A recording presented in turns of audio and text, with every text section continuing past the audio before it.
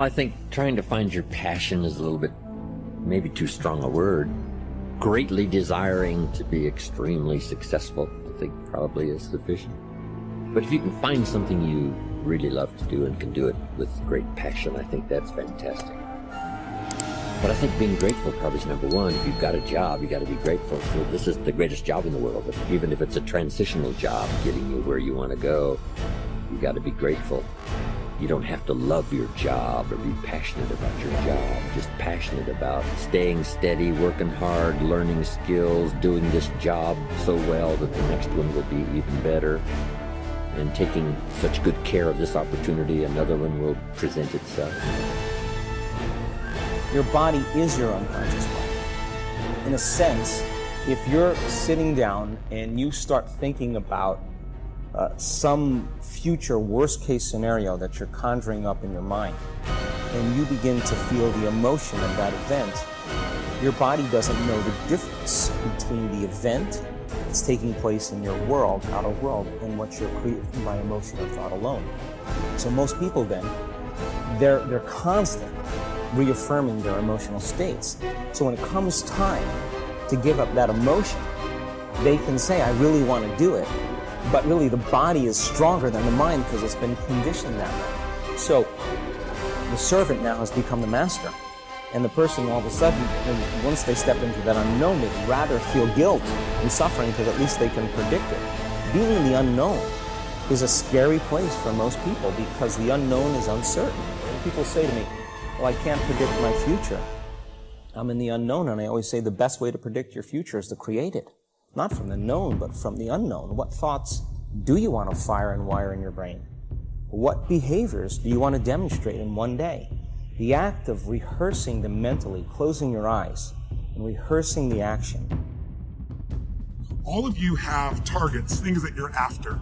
If you're going to get a new result, if you're going to grow your business, if you're going to be able to support your mom, if you're going to get rid of the anxiety, if you're going to be able to overachieve and not have all that fear inside of you, you obviously need to get a new result. You're going to have to get new action. You don't get new results with old actions doing the same thing. What human beings can do is amazing. What they will do is usually disappointing. It's not because we're not capable of it. It's because we don't have new actions because we get in certain emotional states that dominate us, like anxiety, like fear of failure, right? Like the fear of the loss of your mother as an example. So if you're in a state of fear, you're going to behave very differently and get very different results than if you were in a place of being courageous or bold or warm or connected or playful, any of those. So the most important key to changing your life in any situation is to change results, you got to change behavior. But to change behavior, you got to change the emotional state you're in. Today is a new day. Today is a day for you to begin creating a joyous, fulfilling life. Today is the day to begin to release all your limitations. Today is the day for you to learn the secrets of life. You can change your life for the better. You already have the tools within you to do this. These tools are your thoughts and your beliefs. I will teach you how to use these tools to improve the quality of your life. For those of you who are not familiar with the benefits of positive affirmations, I would like to explain a little about them. An affirmation is really anything you say or think. A lot of what we normally say and think is quite negative and does not create good experiences for us. We have to retrain our thinking and speaking into positive patterns if we want to change our lives. An affirmation opens the way. It is a beginning point of change. In essence, you are saying to your subconscious mind, I am taking responsibility. I am aware that there is something I can do to change. When I talk about doing affirmations, I mean to consciously choose words that will either help to eliminate something from your life or help to create something new in your life. Every thought you think and every word you speak is an affirmation. All our self-talk is a stream of affirmations. You are using affirmations every moment, whether you know it or not. You are affirming and creating your life experiences with every word and every thought. Your beliefs are merely habitual thinking patterns that you learned as a child. Many of them work very well for you. Other beliefs may be limiting your ability to create the very things you may say you want. What you want and what you believe you deserve may be very different. You need to pay attention to your thoughts so you can begin to eliminate the ones that are creating experiences that you do not want in your life. In my latest book, The Greatest Secret, the most important practice in that book, without a doubt, is welcoming negative emotions, because when you welcome any negative emotion, you are dissolving it from within your body, from within the subconscious mind. The next time, say for example, if it was anger, the next time you feel anger, it's not nearly as bad.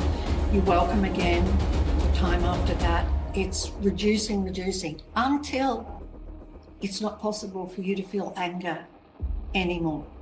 And with that anger gone from your body, the health of your body is working brilliantly. But two, you will just manifest like you can't believe, like just a single little flimsy thought, and it will manifest. So getting rid of negative emotions. Also, negative emotions are covering over your basic nature, which is happiness. And all of this I explain in The Greatest Secret. I explain it all in here. And so, yeah, it's your basic nature. So negative emotions are covering up your happiness.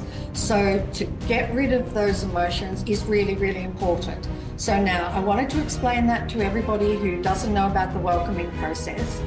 And now let me explain the welcoming process to you. What we tend to do with negative emotions is we tend to resist them because they don't feel good, right?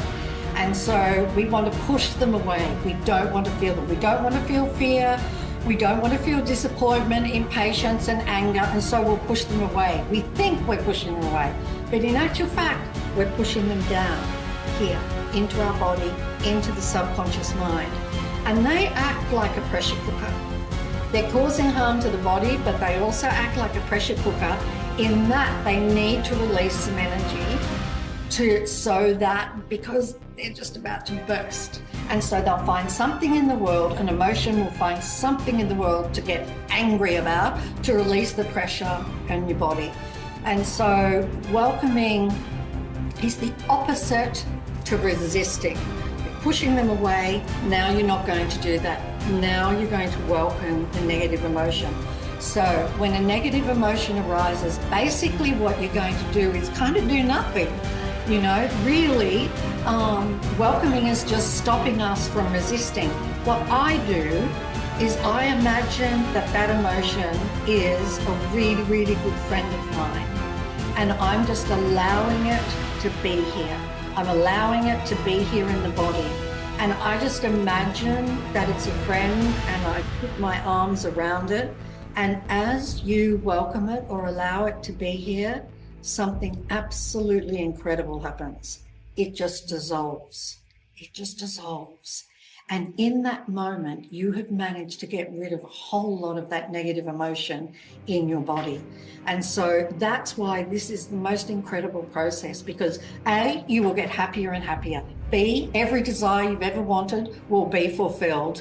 And C, you will have the most incredible life, a life free of fear, and knowing who you are and understanding the incredible power you have in the world. So just imagine that you have a friend and you're putting your arms around a friend. That is how I do it. But also too, something you can do is, I'll just make sure you can see my arms. What you can do is just open your arms up like this, because opening your arms like this sort of opens the whole chest area, and that automatically makes you stop resisting, right? And you open like this and you will feel that negative emotion dissolve.